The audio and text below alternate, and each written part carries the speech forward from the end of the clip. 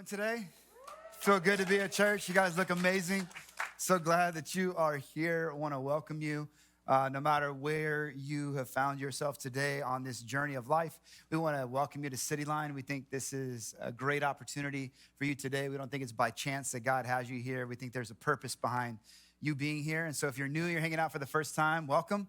Glad that you are with us. If you're tuning in online, wherever you might be watching from, no matter where that might be, we love you. We thank God for you and that you're a part of this community of faith today. Today looks a little different, than probably what you might be used to if you call City Line home, because today we're going to kind of switch things up just a little bit. And we're going to take a different approach to our weekend time together. You may or may not know that May is a month where we celebrate lots of things. It feels like there's so many people that I know that are celebrating a May birthday. I know there's like 3 in my family. There's one on the front row. and there's also Mother's Day. We celebrated last week, and we celebrated the women of City Line Church. And but also May is mental health awareness. And it's really important that we continue to lean into this conversation. It's not a new conversation for us at City Line. It's one that we continually lean into. And the efforts of gaining a better understanding, getting better awareness, and continuing to remove the stigma that often comes with things around mental health, mental illness, or even how does that actually play a part in our overall spiritual health as well. And so today I'm joined with some really incredible people, and I'm excited to introduce them to you here in just a moment. It's interesting in his book, The Road Less Traveled, you might be familiar with that term. Psychiatrist M. Scott Peck, he says that life is hard. You just, opening line, life is hard. You're like, thank you, I don't want to read this book anymore, right? But that phrase resonates with so many of us. It's a sentence that we can all kind of grab a hold of, because we all have areas in our life that there's brokenness, and that there's hard tensions, and there's wounds that we don't really know what to do with. There's some bruising that maybe we've experienced in life, and really we're not sure how to navigate. And it shouldn't be a surprise to us, because Jesus, and he helps us to understand in John 16, he says that in this world you will have trouble. But often we forget the way that Jesus led into that phrase. He says, I tell you these things that you may have peace. So Jesus leads with peace, that his idea, his goal, his desire for us is that we would experience his peace. All the while knowing that in this world we will have trouble, yet encouraging us, take heart, because I have overcome the world. That when we place our faith in Jesus, we're walking with Jesus, that Jesus is doing a restorative and transformative work in us that enables us to continue to navigate through the ups and downs of life and walk towards healing and wholeness, which is his goal, his idea, his hope for our life, that we would be fully healed and whole. And so John, who was one of Jesus' closest disciples, as he greets a letter in a letter to a friend, he says it this way. He says, dear friend, I pray that you may enjoy good health and that all may go well with you, just as your soul is getting along well. So John makes an interesting statement for those that are following Jesus, that it's not just about your spiritual life that God cares for. It's about the entirety of your life. That your health, right? Your body, your mind, your soul, it's all connected, and God has created the whole of that, and he cares about all of that. The question is how do we lean in towards that healing and wholeness? How do we lean in towards to Christ in that way? Because health becomes confusing sometimes. Health is confusing because oftentimes in our culture, we focus on the external markers of health, how things look, how things appear, what our Instagram feed looks like, and so on and so forth. And so sometimes we just focus externally while not really knowing what to do with all that internal stuff, all that emotional stuff. Some of you were taught to just avoid the emotion, to stuff the emotion, to suppress the emotion. Others of you, you're fully open with the emotion and everybody sees it, but you still don't know what to do with it, right? So today we're going to talk about how to take next steps, and I'm encouraged that we have great people to help us in that process. You know her well, but on the very far end there is Suzette Magana. She's a fellow City Liner, and Suzette is not only a marriage and family therapist, but she's an adjunct professor at Vanguard University. She specializes in betrayal recovery and spouses and family members who are struggling with various addictions. Right next to her, we have Dr. George Garcia. So thankful that he's here today. Dr. Garcia is the training director, and he's the clinical training director and professor of psychology and counseling at Hope International University. He's also a marriage and family therapist, and he has a wide range of specialties focusing on couples and family therapy, integration of faith and psychology, male infertility, post-traumatic growth, and experiential treatment. And we're just honored to have you with us today. Next to him, right here in the middle, is Daniel Verdugo. Give him some love as well. He's an associate marriage and family therapist. Daniel has clinical experience with people who are dealing with depression, anxiety, post-traumatic stress. He's also working with families and couples that are struggling through conflict and patterns of relational dysfunction and through life. And so we're thrilled to have him with us. And last but not least, right here next to me is Kaitlyn McCarty. Kaitlyn is also, an associate marriage and family therapist. She focuses on depression, anxiety, ADHD, trauma, sexual abuse, and parenting children with special needs. And so we got quite a variety up here, which is important because as a collective community, there's a variety of people that go to church here. We are blessed for that we want to continue to live into what it looks like to be a redeemed community, right? That's not only about ethnicity and background and diversity, but it's also, again, leaning towards this idea of spiritual wholeness. And so when we talk about mental health, we'll just kind of kick it off this way. It's a big, loaded term. What are we saying? What can we kind of focus in on?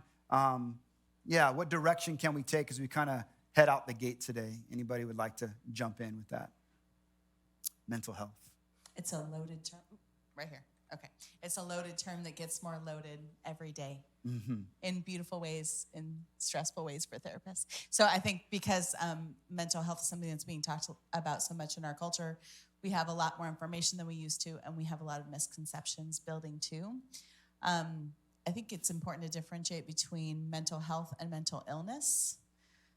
So we all have mental health. Like Pastor Dak said, it's how we all have physical health. We all have a level of how our mind and how our emotions are functioning. Are they functioning well? Are they caring for us? Or is there some kind of problem where it's interfering with our lives, our relationships, or our jobs, or our whatever, the way we drive on the freeway? Like, is my anxiety so high that I'm yelling at people on the road, as an example?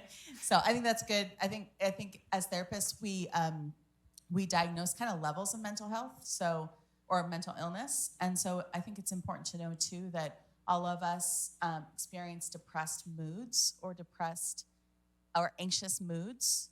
It's part of being human to feel sad at times, or to have a very sad week, or to feel anxious, or to have a lot of anxiety that you're carrying throughout different situations that cause anxiety. Like it's normal to be nervous while you're sitting up on stage. It's normal to be nervous before you have a big conversation with someone that's very important. But we look at like disorders versus moods, meaning we look at have you had this depressed mood for this chunk of time, 2 weeks, or have you had this much anxiety for this chunk of time, 1 week, 2 weeks? It's just anxiety. Anyway, and then we say, how severe is it? How badly is it affecting your mind, your emotions, and your body? And so part of mental health that's important to talk about, it's very integrated in your mind, your emotions, and your body. Yeah, that's great. And that's something as therapists that we've really been focusing on in the last 10 or 15 years, I think, is talking about how emotions live in our body. And that's Pastor Jack's let me talk about that quite a few times. Yeah, that's great. That's great. Dr. Garcia, you said that you had a term that you kind of tend to gravitate towards that kind of takes it off just this overarching mental health. Can you help us learn a little bit more about that? Yeah, so I think mental wellness.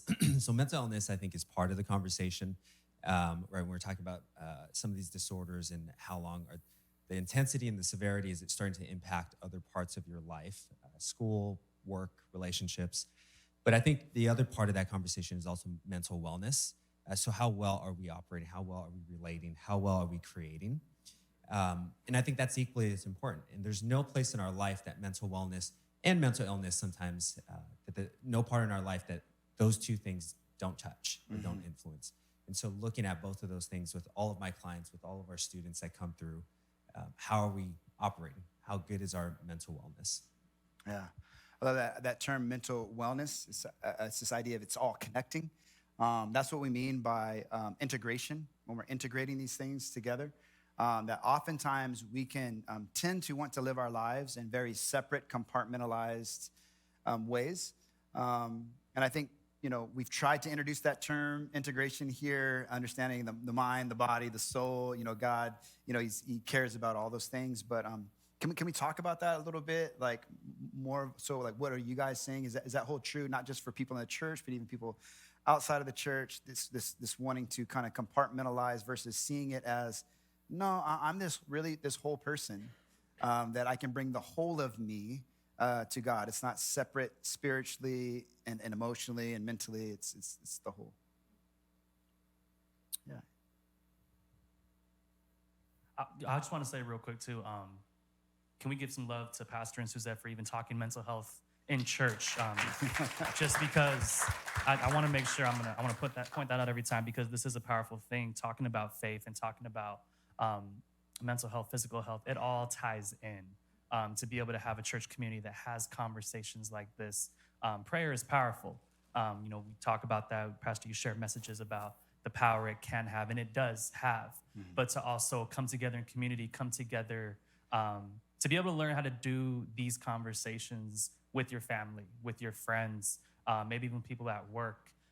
It all ties in. I do believe that God works in that way to have these discussions, to bring people in your life. And, like we'll be saying up here too, physical health correlates with our mental health. Mm-hmm. When we have good relationships, when we're able to be mindful of some of the traumas, some of the things that we might struggle with personally or in relationships, and we acknowledge it and we work on to take, better care of ourselves or be mindful of this relationship, we physically become healthier. We physically become stronger. It's not just think happy thoughts and, all things like that. Like, no, it's actually an investment individually in our relationships, in our families, nurturing our children.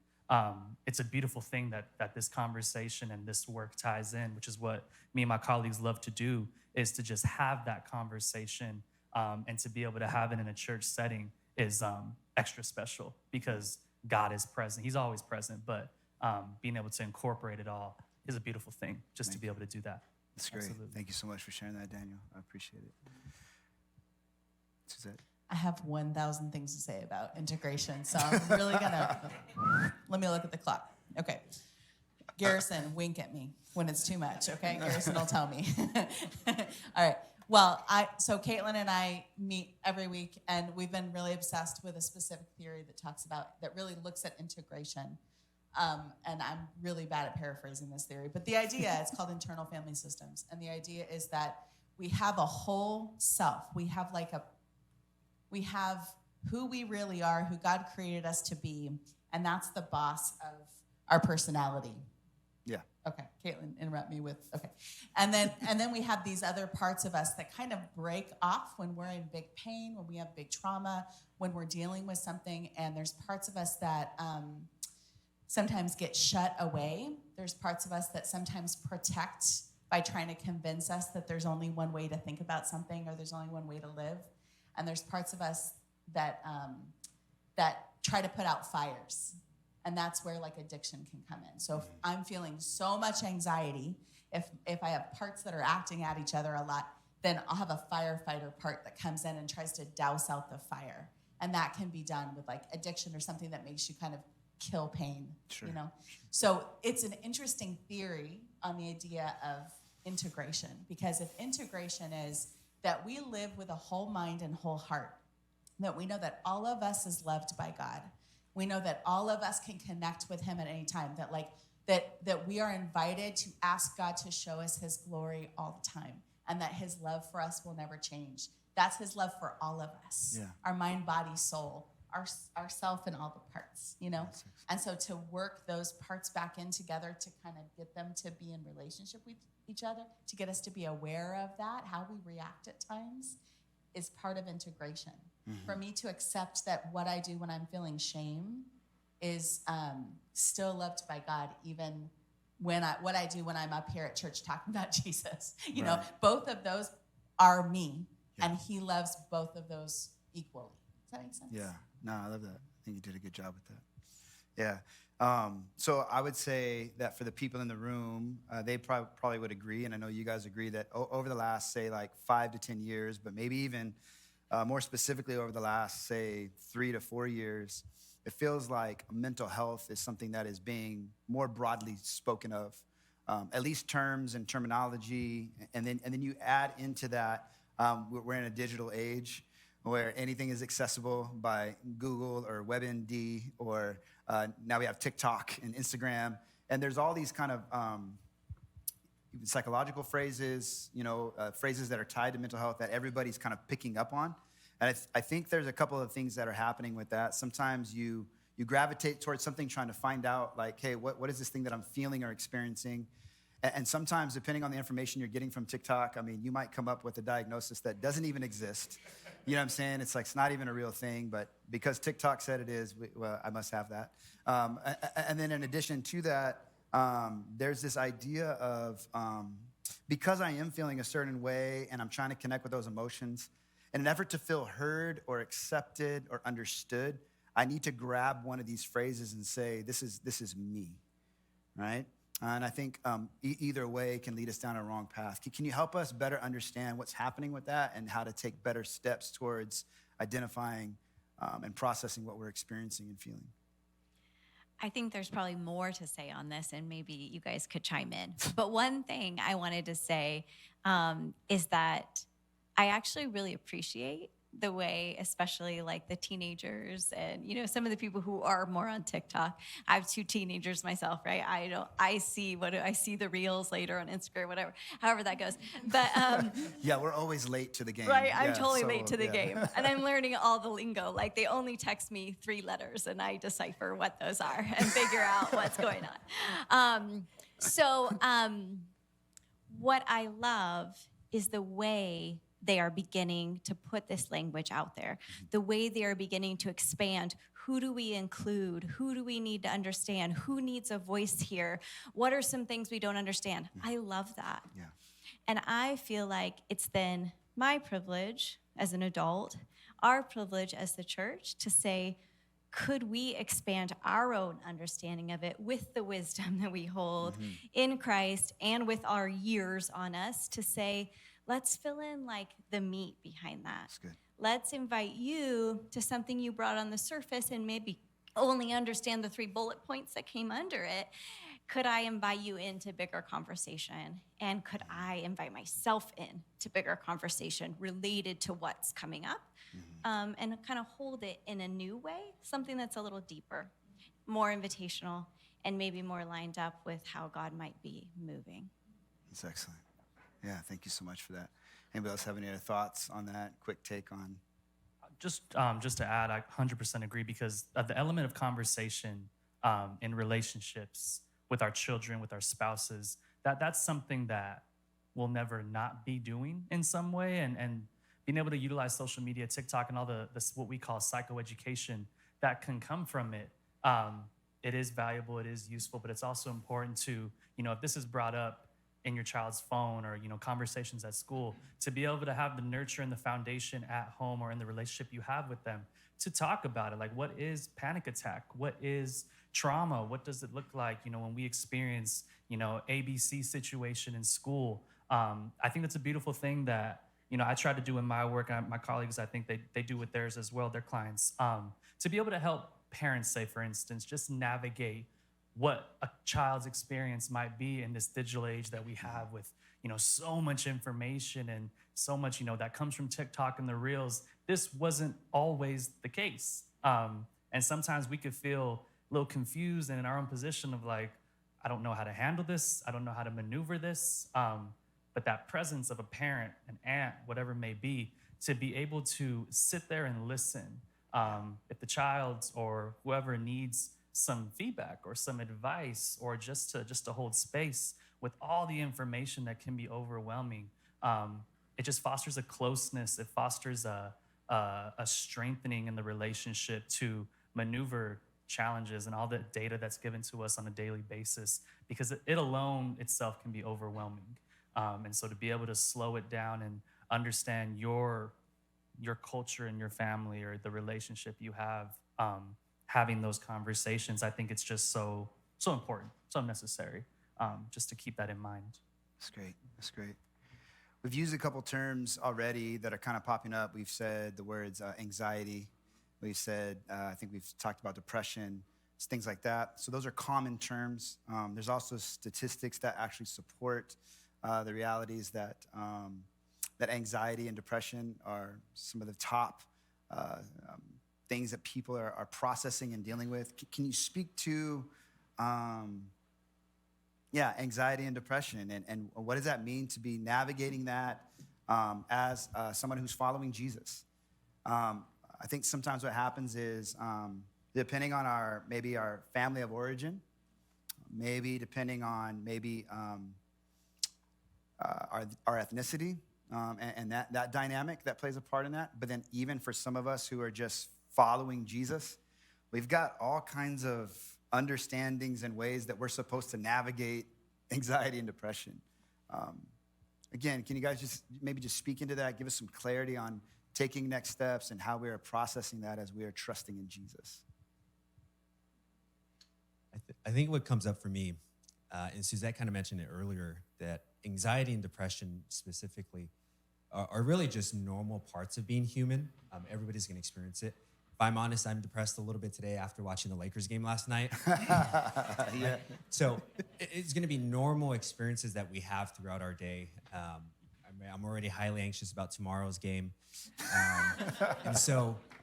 But I think the thing, it becomes a challenge when it starts to interrupt other parts of your life, right? So if I'm not able to get out of my house and engage with people around me, if I'm not able to do things that maybe I once did before, if I wasn't able to show up today because I'm so depressed about the Lakers, right? Maybe something else is going on. Those can also be trigger lights for information, right? That maybe I need to look and see what's under the dashboard a little bit.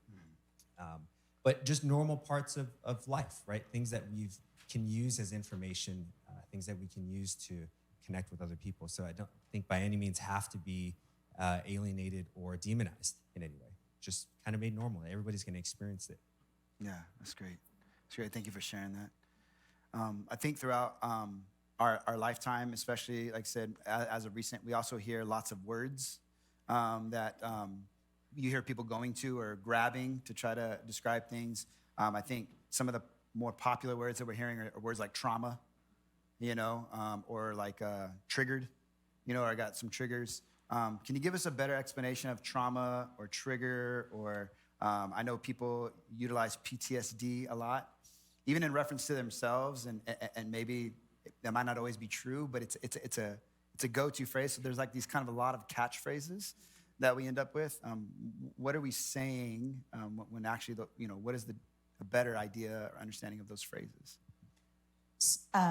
So in our field, we've considered ourselves to become more trauma informed, which means as therapists, like I think I said this already, maybe last service, in the last 10 or 15 years, trauma has been a really important part of the work that we do. So trauma, the best definition I've heard recently, and you guys can tell me what you think about this, is that trauma means something happens to us where we are forever changed. And I love thinking about diagnosing post-traumatic stress disorder, PTSD, because for me, it's like a math equation, and I'm not going to be able to quote this well, but it's like, if a trauma happens to me and I feel traumatized symptoms from it within a certain chunk of time, 3 months maybe, I have what's called post-traumatic stress, which is normal, because something scary happened to me and I feel scared, and that makes sense, right? And then if I'm feeling symptoms for a longer period of time, which don't quote me on that because I haven't looked it up in a little while, but I would look it up before I diagnosed it. If it's 6 months or a year, then I'm going to be diagnosed with what we call post-traumatic stress disorder. It becomes a disorder then. Because when scary stuff happens to me and I'm changed by it, I'm going to feel that way. When we all went through the pandemic, I was surprised when I met people that didn't have what we call adjustment disorder, because we all went through something that we didn't understand, that we were trying to understand, and however we looked at it, we all had some kind of reaction to it. And so we all, I think, had an adjustment disorder. Sure. But if we all have adjustment disorder, is it really a disorder? Or is it just a normal way to deal with something that nailed us all, you know? Yeah. And so I think that there is a lot of misconceptions of these terms. And so I'm kind of working to clarify it. But we can kind of overuse trauma as we're learning about it, because we really like the idea of like, something happened to me that rocked my world. And it's comforting, I think, to put a label like trauma on it. And then it's comfortable, and then it almost feels better to say that I'm feeling triggered by something, and so I need to stay away from that thing. Because part of a real trauma trigger is that we avoid the stimulus, is what we call it. But we avoid the thing that makes us anxious. My husband and I we're going to France in a couple of weeks, you guys, in London. Ow! And oh yeah. And I was trying to make reservations because I have anxiety about what restaurants we're going to eat at in Paris, which is nothing to be anxious about. But there's a lot to choose. So there was one that says, it was like an English translation from French. If you get anxious about this, then cancel it. And I don't know what they were translating, but the word was like anxiophilic or something. It was like this cool word for like, if your anxiety gets hit, if your anxiety kicks up because of this. Oh, is the catacombs going underground? If your anxiety kicks up, but it's like the word anxiophilic. I have to look it up. But that word was what we all would say if you get triggered by trauma. And I'm like, I love that they don't use the word triggered because it's so overused. Sure. You know, I think sometimes our role these days is to clarify language that clients already hear from the internet instead of like teaching it from the beginning. And I think that that's wonderful. Like Kaitlyn said, we're so much more informed, you know? But it is good to not box yourself in. It's good to not assume everything's trauma, because if everything's trauma, you're going to avoid all of the triggers. And at some point, you end up avoiding living life. Yeah. You know what I mean? Yeah. And so that's one in particular that I feel like I'm really working with clients to come out of that mindset, where even if it is something that's truly traumatic, even if it is post-traumatic stress disorder in a real diagnosable way, it's still my job to help you a little bit at a time. Don't do this without help, but a little bit at a time, expose yourself to these triggers so that you become more comfortable experiencing them, so that you don't box yourself out of life or like paint yourself into a corner. Yeah. But there's a lot of wisdom in that, you know? Yeah. Like there's a lot of wisdom in knowing how to do that. And so that is a place where I think if you need some kind of help figuring out whether you should be avoiding something or be exposing yourself to it, that's really a place where I think a therapist can be helpful. Yeah, thank you so much for sharing that. I appreciate that.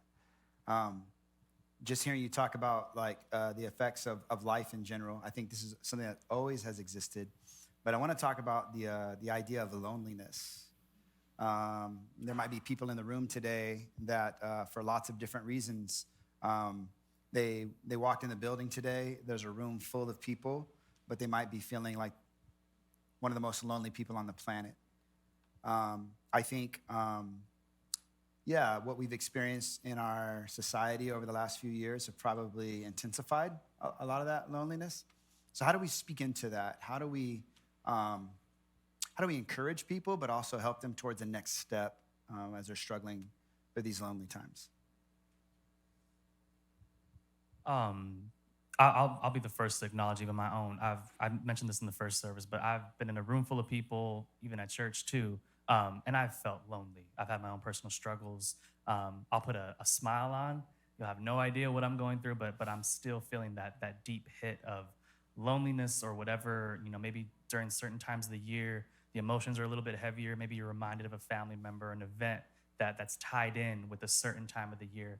I think it's important if you are that person experiencing that, this is what I speak to as far as personal and professional experience, to just start with one person or something that allows you to vent or at least express what it is that you might be going through. Maybe it's not, you don't have the words yet. Maybe you draw it out.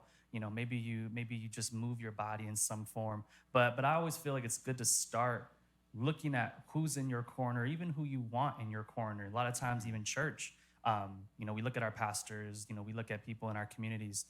Just because someone makes us feel seen, I think just being seen by by someone in your community here is powerful to where, you can go to them, even if you just want them to sit there and be quiet, like be present right next to you. That's powerful in itself. To be able to, maybe you're not experiencing the loneliness, to keep an eye out. I don't really go everywhere and just like look for that person, but sometimes, God works in my heart. He works on my mind to just say hi to someone, just to ask how they're doing. It's not that it becomes a heart to heart, or I don't put my therapist hat on by any means, but just to be a presence and sprinkle, I want you to see that you're seen. And that goes a long way, even if it wasn't a big conversation.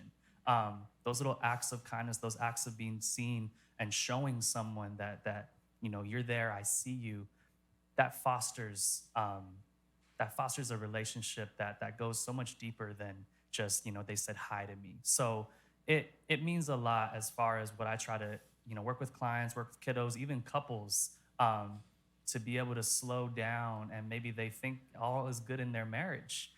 Nothing's been brought up. We're good. It's all, bills are getting paid, all that. But there's an underlying something that, it's a little bit scary to talk about. And just to be able to say to your partner or your family member, maybe you don't want to talk about it yet, or you have the words for it yet, but if you want to, or you need some more time, I'm here for you, and I'm here to listen. That's one of the best things to work against loneliness, or at least help it heal, is to just be heard, not so much saying a big spiel or talking a lot like I am right now, but just to listen. I think it goes a long way. Dr. Garcia's done it for us and for myself in my relationship, my colleagues up here. It's powerful. I got big ears, so I try to be a good listener as much as I can. But yeah, something like that. Yes, something like that. Yeah, just to kind of piggyback off of that, I would say not to take lightly the gift of your presence, but then also to notice that the gift that another person's given to you as well. Daniel and I, we both train in jiu-jitsu, and when I go in and I'm going for the rolls, I know exactly who are the people who are going to roll for the win, and I know who are the people that are going to roll to help me get better. And so I try to avoid the people that are just going to go for wins occasionally, right? I mean, we need that too at times, but I really want to spend time with those people who are going to help me get better. And even just yesterday, I lost head control, which is important in jiu-jitsu, and the guy smiled and told me what I did as he escaped from what I was trying to do. And I was like, dang, that's going to haunt me for the rest of the week now until we roll again.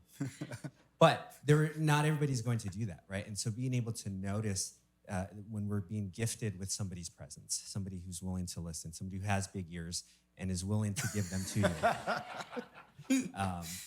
And then also us as well, right? Offering our gift of our presence. And really for me, that's what I am doing with my clients, with my kids, is we focus a lot on just being human to human connection and contact. I want to know who they are first. I want to create what we call psychological safety, because then from that, everything else is going to flow out. I love that. I think that's some of the things that we're trying to embody as a church, I think, as well. The understanding of helping people to know that they're seen, helping people to understand and know that hopefully there's a safe place, which I know notoriously the church as a whole, the Big C church, hasn't always been a safe place for people, which is why we're working so hard on saying like, hey, let's reframe that narrative. Let's change behaviors, and let's continue to allow God to do a transformative work in us through things like community group, through the ability to get to know one another. We talk about this idea of doing life together, right? And I love that. I'm gonna get back to jiu-jitsu in just a second, I think, if we got enough time, because Dr. Garcia said he recommended that he could put me in a jiu-jitsu chokehold if we would like. And I just saw, but Do it. yeah, I was just like, Do it. as a way of experiential therapy, right? Arm bar. Yeah. I told him we'll just see how the 11 o'clock's tracking. You know what I mean? And kind of see what's going on. But yeah, let's talk a little bit about, I think this is an important topic too, this idea of the word addiction. I think we all look at ourselves and we mean well about ourselves. And we think that for the most part, we're doing all right. We might have some things that we don't like about ourselves, but if I was to ask somebody, are you prideful? You know, like, no, I'm not prideful. Everybody else around us can see it, right? But we can't always identify things in ourselves. Can we talk about what is addiction or an addictive behavior? How do we better self-identify if we're heading in that path or maybe have found ourselves there and just haven't realized it? And then is there a next step or some hope that we can offer to continue to lean into what Jesus can do in our life? I think Suzette said some great things about addiction in the last one, and maybe you'll pipe in on those. One thing that comes up for me is this idea of a lot of what's coming out on the outside, or some of the behaviors that we are tending to. Oftentimes, our response to them, well, we feel a lot of shame over a lot of the things we do, and we are quick to judgment, or we have this really harsh inner critic that's popping up, right? But oftentimes what is going on the outside, or some of the behaviors that we're turning to, engaging in, it's really data. It's actually really helpful data that we can be clued in, hey, there might be something going on underneath the surface that could be tended to. Maybe even something that God would really like to meet us in if we could extend some openness to it, some compassion. Like maybe whoa, how come this is coming up? What might be going on behind the scenes?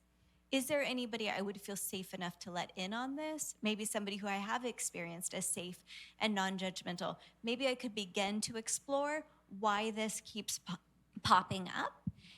And oftentimes there's like a part of us that we had to, section off because, it held a lot of pain, and nobody could show up for us in it at the time when we were young, or, in our family, whatever it may be. But maybe there is some room now. Maybe there would be people who could hold it. Maybe there would be safe places to explore it. So that's my thought. Good. That's good. Suzette, did you have any other thought on that? She called you out on it, so I'm just following. I always got something to say. I just quoted Dr. Dre on stage. You guys didn't know that, but okay. Okay. So when I think of addiction, I think of for us, we're trained to look at what we call dependence, substance dependence, or behavior dependence.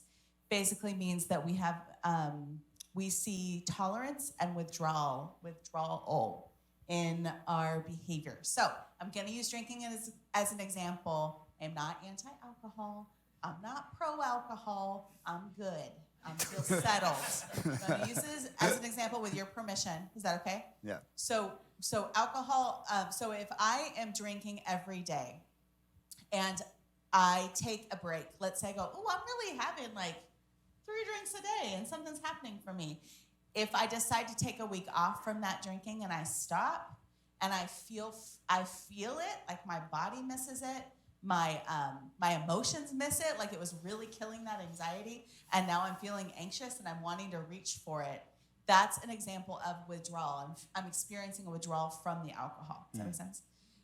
So tolerance is something similar. It's not similar, it's different, but in the same idea, if I'm drinking one drink and I'm getting a certain buzz, and then a week later I start drinking another drink, so I'm having 2, and then I'm getting the same amount of buzz, and then I need 3, and then I need 4. That's tolerance building within me. Right. So I use alcohol as an example for all kinds of addictions. They call them like process addictions. It's like sex addiction, porn addiction, phone addiction is all process addiction.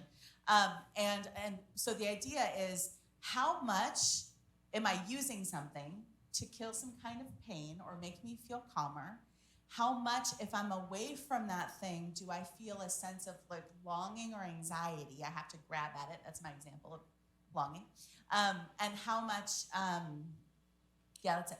So, that feeling when you set your phone somewhere and you don't have it, and you go to reach for it and reach for it and reach for it and reach for it.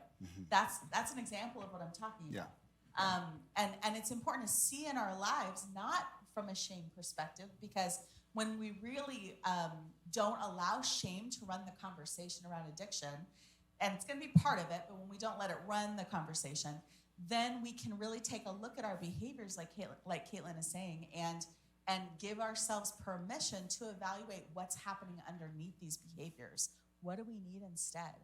We all have behaviors that aren't healthy for us. So what do we need instead? And that's another example of an integrated self, is I'm giving myself permission to look past my own shame, accept my shame, look past it, and see what else I need to experience peace today and in my life at this time. I like that. So just to point out too, that same scenario that you used with alcohol, you also said it was other process addictions and stuff like that. Yeah. We could also say that also is the same with people or unhealthy people in our life, right? That we keep gravitating towards back. We feel like there's a withdrawal. We need to continue to lean. And so those same behaviors, it's once we identify those, right, then we can take next steps to disrupt those behavior patterns. Yeah, I mean, I think any addiction that you can identify brings you some sense of fullness or calm in the moment. Fullness or calm, does that feel universal? Yeah. And people too. So we can lean into like unhealthy relationships and keep leaning into those because we think it's bringing us some sense of calm or fullness or love or contentment. Or there can even be that protective sense, right? Our body is wired to be very protective of us. When our body is sensing that something is really going wrong or we're in a lot of pain, oftentimes our body and our brain is looking for things to help us. So sometimes it's a bit misguided in some of the things it's choosing, thinking, like for the longest time, my whole wiring was that people-pleasing was always going to be the answer for me. Every time if I felt distressed, my body goes, just make sure everybody likes you, and then you'll be okay. Okay, now I'm, that settling, that calm. Then I'm okay, right? But as God continued to move in me, I realized this isn't always the response I want. Even though it did serve me in some ways, and I could understand it, right? But the more I began to understand what was driving me and how to tolerate what felt unsettled, and how to invite others and God and even my own reassurance into what was settled, that began to really make a shift for me. Yeah, I thank you for bringing that up. I think that's huge. I think that's a great way to articulate in a really tangible way for people to get a hold of that. This idea of people pleasing, that the stimulus that's involved in that is some sort of recognition, some sort of I get this behavior towards me as people like me because I'm pleasing in this way. But that ultimately becomes something that over time becomes unhealthy, and it's not always the response. That's huge. How you guys doing? You guys doing good? You guys doing good? Feeling okay? Okay. Just want to keep tracking with this a little bit. I have a couple more questions I'd like us to process through. We want to introduce the term the neurodiversity. I think that's important for us to talk about. This idea of things when we talk about neurodiversity, maybe ADHD, maybe autism, just places where it feels like maybe the mind or frame of thought doesn't fit into what would be considered the normative. And so I want to talk a little bit about that. I think we have lots of families in here that maybe you know of someone that is experiencing symptoms of that. Maybe you were told that at some age. Could you speak into them? Could you encourage them and help them as they're processing through that? I'll just go really quick, but Kaitlyn has a great points that she mentioned last time, so hopefully she'll share more. For the clients who experience ADHD, ADD, autism spectrum that come through my office, I really find myself, and with the clients and families, focusing on two parts. Expanding a working definition of normal that doesn't seem to fit anymore, and exploring where they got that imprint, where they got, and giving them permission to expand that definition to include more. And the other is really working with kind of this grief and loss, right? The expectations of their child, or of their partner, or of whatever, things that go unseen, and bringing that to light, giving them honor for that loss, and then helping them again to form new expectations, forming new relationships with that person who experiences some of those things. That's good. That's great. Yeah, so this is a favorite topic of mine. partly just through my own experience. I have 4 kiddos, and my oldest has autism and ADHD. And she was only more recently diagnosed with autism. And the whole kind of topic of neurodivergence just is really dear to my heart, because I think I and my people-pleasing self fit really well into what was expected and kind of who I should be and what people would expect of me.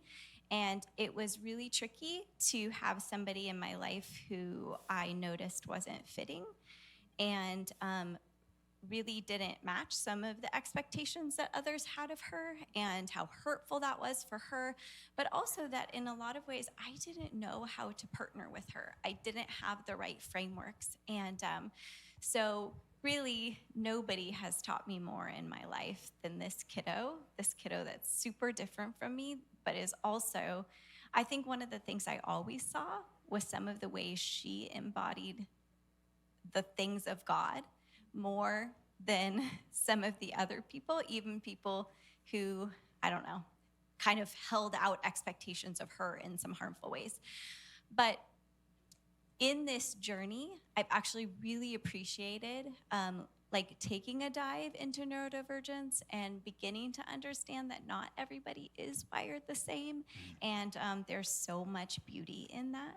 Yeah. As well as the idea that like it's really humbling, because I think sometimes we throw out the terms ADHD, autism, and some of these other learning disabilities that note maybe a difference in the brain, like a dyslexia or dysgraphia, something like that. But what we're finding is like we need to be really humble, because we actually know very little about some of these things. And like I've heard someone say, like, if you've met someone with autism, you've met one person with autism, because the difference of all of our unique characters, stories, wirings are so different. And so I actually really appreciate the way social media, kind of back to that, and TikTok, like a lot of more autistic professionals are beginning to weigh into this topic and inviting us into new things. So it's something I really love to partner with and love to learn from. And also love to support parents in how tricky it can be when your child is, needs you to grow to be able to figure out how to partner with them. That's so good. Thank you so much. Can I add something? Yeah. I've been privy to Kaitlyn's story with her daughter for years and their discovery of the diagnosis. And one thing that I hope I learned early on, and if I didn't, that's no good, is that we think we have easy answers to things like ADHD and autism. You guys know the term like spiritual bypassing.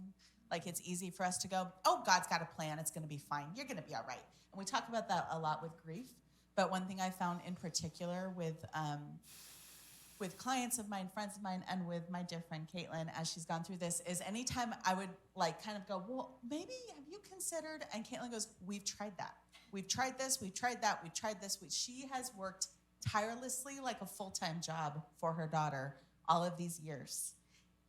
And so my role in her life is to shut up and listen and bear with her as she's figuring it out, knowing that she knows her kid better than I ever could.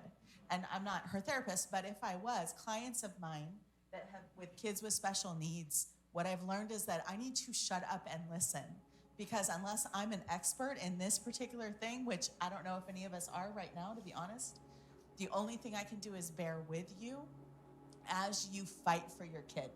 You know what I mean? Yeah. Thank you so much for sharing that. Yeah. I have one last question to process, and then I'm going to ask Dr. Garcia to just speak into us. But I think not only for a long time has there been stigma in faith communities or stigma in church around mental health or the approach to take with mental health. I think sometimes it's really easy. The all church answer is always just pray, just pray, just pray. or the all church answer is like, well, is there some unconfessed sin, you know what I mean, that you're dealing with? And what we're learning is that, hey, you know, there's things that happen to me emotionally, mentally, that people are dealing with that is to no fault of their own. Maybe it's through just the brokenness of our world. Maybe it's through broken family dynamics. But yet, not only when it comes to therapy or to, I'd say even to treatment, there still remains a lot of stigmas as to what we should or shouldn't do, or what we gotta leave in God's hands and stuff like that. But what do you tell the person that they've prayed and prayed and prayed and prayed and prayed and prayed, and they keep doing that, but yet prayer is good and it's helpful, and I wanna hear, we are a people of prayer at City Line Church. But what kind of encouragement can you give people to continue to lean into maybe approaching therapy or approaching some sort of treatment for what they're struggling with? To know that not every kind of treatment is one size fits all, you know? I love to hear that Dr. Garcia is incorporating jiu-jitsu as a part of some of his therapeutic approach with some of the people that you're working with. We shouldn't be afraid of those things, but I think sometimes anything that feels unknown, it strikes fear in us. How can you encourage the church to just maybe take a posture of openness, not only before God, yes, that continues, but to allowing God to use some of the tools that have been given to us and are available to us to take those next steps?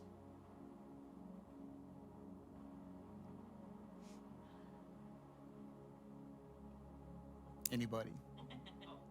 I thought I was like getting ready to set it for you. I was like, I want to take the moment. I'm blessed to work with, you know, families, couples, all the realms of different populations you can think of. I have a client who I've worked with, my little 12-year-old, but his father. We've had plenty of conversations, just what it means to raise a young man. For instance, I'll stay in that realm right now. And he talks about, you know, everything he'd gone through, you know, sharing the hardships of his childhood, his parents, you know, what they instilled in him for a purpose to make him successful, whatever their definition was for them at that time. But talking about how he wants the best for his son or even his daughter, he has one as well, and how much he's trying to put into them. And they need to be ready. They need to learn. They need to know now, because life is really ugly and it's really hard, and I need to be hard on them. I gotta be tough on them, this, that, and that. And it was causing his son to move farther away, because it was really hard to have that relationship where, you know, as a father, he could listen. And we had good rapport and we had a good relationship, and I was able to come back and he received this well, thankfully. Being able to say to him, you know, as much as we're trying to foster, you know, make our children ready, make our son ready for the world, right now, the way it's happening, it sounds like you want to be your son's first bully. You want, yes, we're wanting to come from a place of preparing and nurturing, but we're actually pushing him farther away from all the blessings and all the messages you want to pass down as a father. And I'll say this to moms too, grandmas and grandpas as well, because, you know, at the core of it, we hope that we want to fill our children's cup to do better than us, to break generational curses. That's a lot of things, a big topic we talk about in our field as well.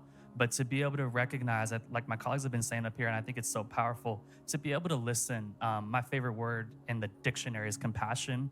It makes it so much easier in my marriage. It makes it so much easier in my family.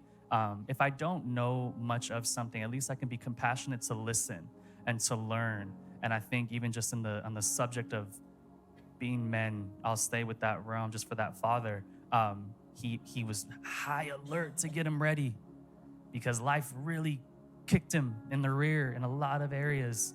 But to be able to seek his own compassion, tune into his own stuff that came up in his childhood, it allowed him to be free from not leading with fear, leading with anxiety towards his family, but to be open and let God work, let God maneuver the conversation and lead the way. And, you know, it's a beautiful thing if families are able to get in that place, or individuals, because God wants us to be free from what caused us pain and what scared us as a child. and he doesn't want it to be passed on in our family. So just to be able to incorporate on this conversations we're having, it's so important to talk about it and acknowledge our own stuff.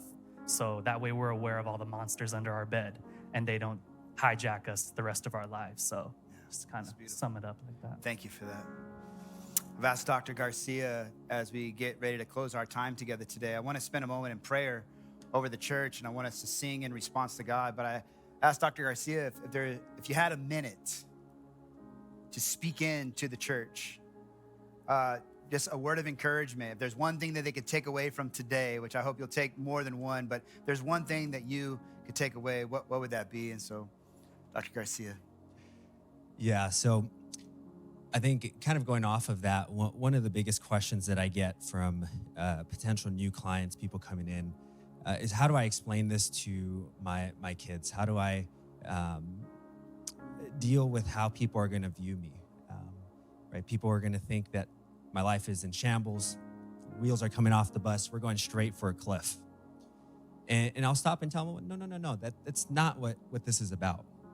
Therapy is not about what is wrong with the person. It's probably more about what's right with the person.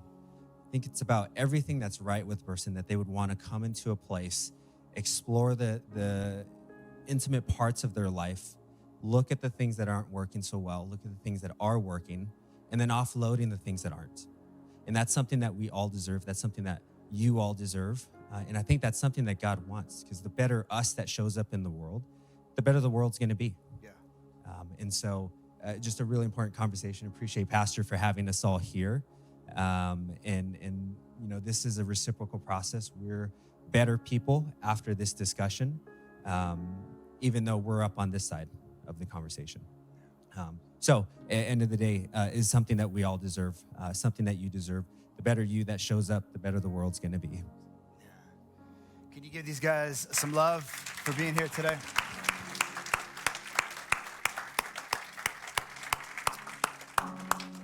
In this moment, I just want to take a moment to pray over you. I want you to know, too, that if you're here today and you want to know how to take next steps, there's resources available for you. citylineonline.org/Cityline Cares. We have a resource sheet to help you take next steps. Also today, out at the welcome booth, that same resource list is there and available to you.